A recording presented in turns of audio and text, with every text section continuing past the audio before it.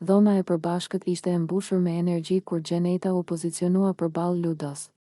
Banorët, të vetëdijshëm se ajo kishte diçka për të thënë, filluan të afrohen me kureshtje, disa duke buzëqeshur dhe disa duke shkëmbyer shikime të përulur.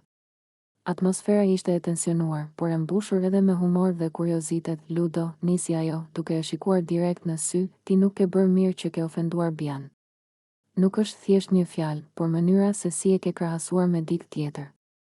Ludo buzëqeshi nervozisht dhe tha me një ton të lehtë, po e di, po, ha, por nuk e kisha menduar aq seriozisht. Ky reagim nxiti disa buzëqeshje dhe shikime kurioze nga banorët e tjerë, të cilët filluan të rrotulloheshin rreth Gjenetës. Gjeneta vazhdoi me dramatizim dhe mimik të tepruar, dhe pastaj t'i lavdërove Kim Kardashianin. Po të dyja bëjnë të njëjtën punë, po të dyja janë të bukura dhe po të dyja e bëjnë punën me pagesë. Pse Bia bie poshtë dhe Kim ngrihet lart?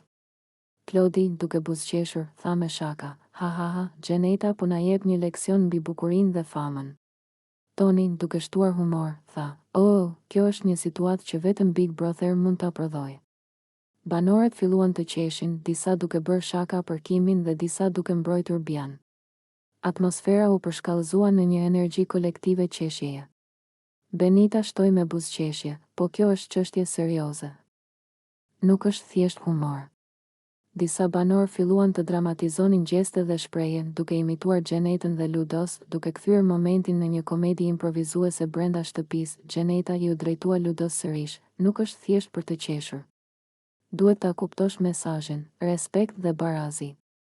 Ludo ngriti supet dhe buzëqeshi përsëri, po, e kuptoj, ha, por nuk mund ta ndaloj qeshjen. Banorët shpërthyen në qeshje, duke dramatizuar çdo fjalë dhe duke shtuar komentet satirike.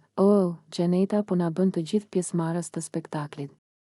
Gjeneta vazhdoi të rrëfente me mimik dhe zë dramatik, duke përshkruar çdo detaj të situatës. Shikoni, tha ajo, nuk është çështje vetëm e humorit apo krahasimeve. Është për të kuptuar se të gjithë kemi vlerë. Klodi bëri një shaka, po dukemi si ekip perfekt për komedi. Dhe Toni shtoi, po, tani kemi Bian, Kimin dhe spektaklin Big Brother në një moment. Banorët filluan të shtojnë komentet e tyre dhe të dramatizonin secilën fjali, duke e kthyer çdo dialog në një moment komik. Ludo tentoi të qetësoj situatën me humor, ha, po nuk e kisha menduar seriozisht, por tani e kuptoj më mirë.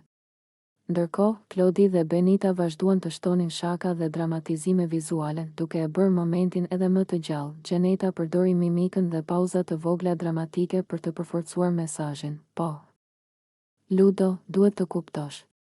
Nuk është thjesht për të qeshur, por për të kuptuar se të gjithë kanë vlerë dhe meritojnë respekt. Qeshjet dhe komentet e banorëve u rritën, disa duke dramatizuar versionet e tyre të rrëfimit, disa duke imituar mimikën e saj.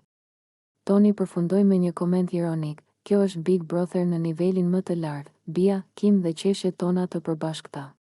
Kur rrëfimi u mbyll, Gjeneta buzëqeshi triumfalisht. Ludo bëri një shaka të lehtë për të qetësuar tensionin, ndërsa Klodi dhe Benita vazhduan të komentojnë dhe qeshin. Banorët e tjerë mbetën duke qeshur dhe duke bërë shaka, duke e kthyer këtë moment në një episod të paharrueshëm, ku humor, dramatizëm dhe reflektim bashkohen për të krijuar atmosferën e veçantë të Big Brother Kosova.